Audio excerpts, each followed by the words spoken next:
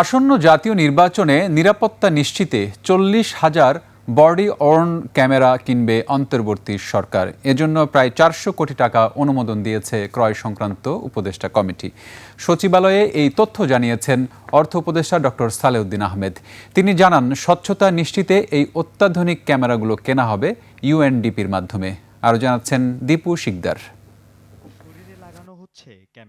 গত কয়েক বছর ধরে ঢাকা মহানগর সহ দেশের বিভিন্ন জায়গায় বডি ওন ক্যামেরা ব্যবহার করে আসছে পুলিশ। এবার ত্রয়োদশ জাতীয় সংসদ নির্বাচন সামনে রেখে ভোট কেন্দ্রে নিরাপত্তা জোরদারে পুলিশের জন্য বডি ওন ক্যামেরা কেনার কথা আগেই জানা গেলেও এবার তা বাস্তবে রূপ নিচ্ছে। মঙ্গলবার সচিবালয়ে এক বৈঠকে সরকারি ক্রয় এবং অর্থনৈতিক বিষয়ক সংক্রান্ত উপদেষ্টা পরিষদ কমিটি 40,000 বডি ক্যামেরা কেনার অনুমোদন দেয়।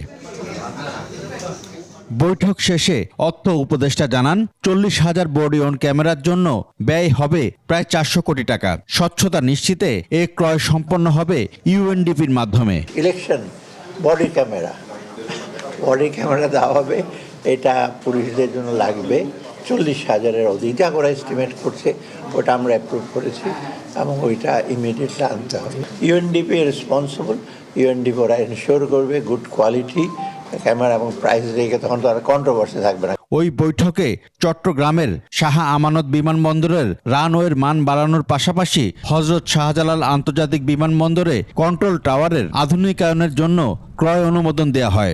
আমাদের চিটাগাংটা আপনার রানওয়েটা গ্রেড 1, মানে আরও একটি স্পেস দরকার, বিশেষ করে বড় প্লেনগুলো গ্রেড 2-তে উন্নীত করার জন্য এটাকে এসে লাগবে কিছু অ্যাডিশনাল।